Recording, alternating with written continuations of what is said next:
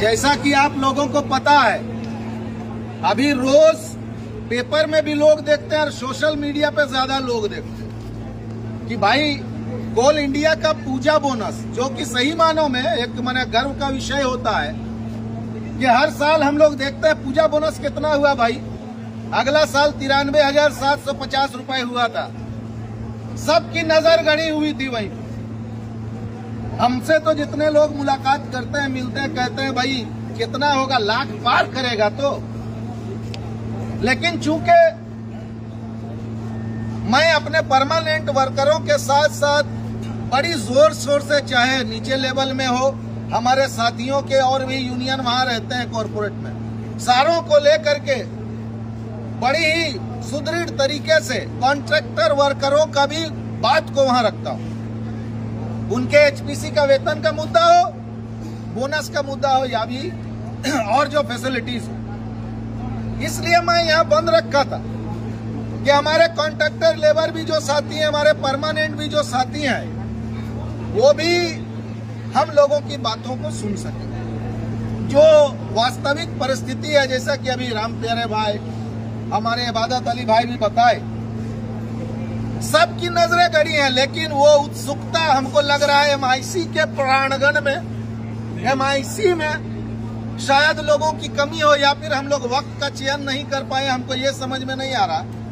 लोगों का एक मनोवृत्ति हो गई कि झंडा बंधा गया तो लोग इधर उधर अपने चाय दुकान में ज्यादा चले जाते हैं। ये एक बात है, लेकिन हमारी जिम्मेदारी है कि सोए हुए लोगों को भी हम जगा दे, झिंझोड़ दे, उठा दे। ये हम श्रमिक नेताओं की जिम्मेदारी है। हम कोशिश अपनी जारी रखेंगे, क्योंकि बोला जाता है, जैसा भाई ने बताया, कि पांचों उंगलियां बराबर नहीं होती। तो जाहिर सी बात है, आप तो 3-4 जाइएगा, उसका वहां का कंडीशन अलग, एमआईसी का अलग, 1-2 था वहां का अलग कोलेरिस का अलग हो सकता है। लेकिन ये सारे लोग जानते हैं कि जब बोनस पास होगा तो वो चाहे एमआईसी हो, 3-4 हो, ये झांझरा प्रोजेक्ट हो या फिर राजमहल हो, सब जगह का बोनस हर एक व्यक्ति, चाहे वो कैटेगरी 1 हो, चाहे वो सुपरवाइजिंग स्टाफ A1 ग्रेड में चला जाए, सबका एक समान बोनस होगा। और इसका एक ही कारण है कि हम लोग शुरू से, हमारे ट्रेड यूनियन नेताओं ने लड़के नीचे से लेके ऊपर तक का बोनस एक रखा। आप लोगों को पता होना चाहिए, ऑफिसरों का अपना पीआरपी है, उनका सिस्टम अलग है। उसमें बहुत ऑफिसरों का गदगद है, 5 लाख, 6 लाख, 10,000 भी मिलता है, 10 लाख मिलता है, किसी को 5,000, 10,000, 50,000 भी मिलता है। उनकी अपनी श्रेणी है, उनका अपना एसोसिएशन, उनका अपना मतलब है। अब इस पे ये एक बात कहता चलूं कि अभी आप लोग कुछ दिन पहले हमारे पूर्व के साथी एक बात बोले, उसको थोड़ा सा विस्तारित रख। आप लोगों ने फेसबुक पे देखा होगा, लैपटॉप और टैबलेट दिया गया, मोबाइल फोन दिया गया ऑफिसरों को। भाई उसमें खर्चा कितना आता है पर हेड?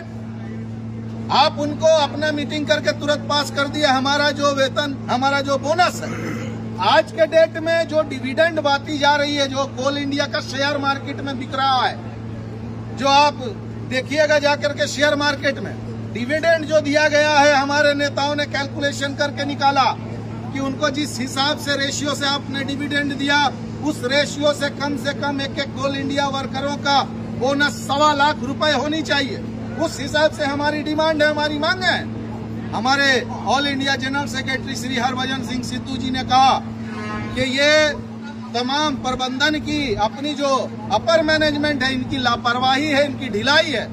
अगर कोर्ट में कोई केस चल रहा था, आपको उसको मद्देनजर रखते हुए आपको मीटिंग की कॉल करनी थी, या फिर या तो पहले करना था, या फिर वहां बेंच में आपको अपर में जाना नहीं था। इसको षड्यंत्रकारी तरीके से मामले को उलझाने के लिए ये लोग अपर बेंच में गए, और ये हुआ कि कोर्ट हमारे स्टैंडर्डाइजेशन कमेटी पे बैंड लगा दी कि अभी जब तक फैसला नहीं जाएगा तब तक आप इस पे मीटिंग नहीं कर सकते। और आप लोगों को पता है कि पूजा अब शुरू होने वाली है। हम लोग तो ये जानते हैं पूजा से जस्ट 2-3 दिन पहले हमारे अकाउंट में पैसा आएगा, लेकिन अगर यही कंडीशन रहा और कोर्ट का ऑर्डर नहीं आया तो क्या हमारा पूजा बोनस लटका रहेगा? इस विषय को हम सबको चिंता करने की जरूरत है। लेकिन ऐसा चिंता मत कीजिए भैया कि सबको मिलेगा तो हमको भी मिलेगा, हम सो जाएं, सब जो जागा वही दौड़े। तो हम तो अपनी जिम्मेदारी निभाएंगे। ताल ठोक करके हमने कहा आज भी कहा, कल भी कहे थे, आने वाले दिन में भी कहेंगे। सब सो जाए, लेकिन हम लोग जो लड़ने वाले हमारे सैनिक हैं, हमारे तमाम ज्वाइंट एक्शन कमेटी के नेता हैं, हम लोग लड़ते रहेंगे। कौन सोया कौन जागा, अपनी जिम्मेदारी हम लोग करते रहेंगे। और यहाँ झांझरा प्रबंधन, झांझरा के जितने कॉन्ट्रैक्टर्स हैं, उनको भी सावधान और अवगत करा देना चाहता हूँ। इस खुशहाली में न रहे कि वर्करों का तो जो परमानेंट बाद में जाएगा, इसी बहाने हम लटका के अपने कॉन्ट्रैक्टर साथियों को रख देंगे। तो मैं कहना चाहता हूँ, आप लोग जो नेगोशिएशन किए हमको उस पर नहीं जाना, क्योंकि मैं उससे अग्री नहीं करता हूँ। लेकिन जो भी किया उनको मिल जाना चाहिए बोनस, और उसके बाद जो दिलाना है वो हमारी जिम्मेदारी है। आज दिलाऊं, कल दिलाऊं, 1 महीने बाद दिलाऊं या 5 महीने बाद आपको देना होगा, ये आप समझ लें। और जहाँ तक बात रही परमानेंट वर्करों की, हमारा इतिहास रहा है, एक बार मैनेजमेंट ने बिना बात किए हुए 17,000 बोनस हम लोगों का घुसा दिया था, बिना डिस्कशन के। हम लोगों ने 1 दिवसीय हड़ताल और ऐतिहासिक हड़ताल किया था पूरे कोल इंडिया पैमाने पर, और प्रबंधन को बाद में बाध्य होकर के फिर नेगोशिएट करके 4,000 रुपए करके और फिर उसमें वेतन बोनस को घुसाना पड़ा था। तो प्रबंधन को याद रहना चाहिए इतिहास। और इससे पहले भी जो हमने बंद किया, हमारा जो 9 जुलाई का ऐतिहासिक बनता हो सकता है, मैं इसको बड़े खुले आम शब्दों में बोलना चाहता हूँ। पश्चिम बंगाल का एरिया, ईसीएल का वो कोलेरी जो पश्चिम बंगाल में है, हो सकता है वो उतना बंद नहीं हुआ था, लेकिन इसके अलावा जितना झारखंड में जितने माइंस थे, जितने एरिया थे, मुगमा थे, एसपी माइंस थे, राजमाल थे, जीरो था, जीरो।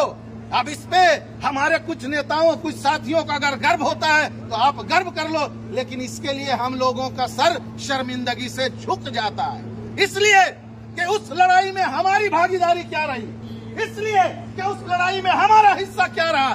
कुछ लोग इस पे ताल ठोकते हैं कि हाँ हमरा बंदो कुत्ते दिलमना, हो सकता है, खुश रहिए, आपकी लड़ाई आप अपने हिसाब से लड़ते हैं, हम अपने हिसाब से लड़ते हैं।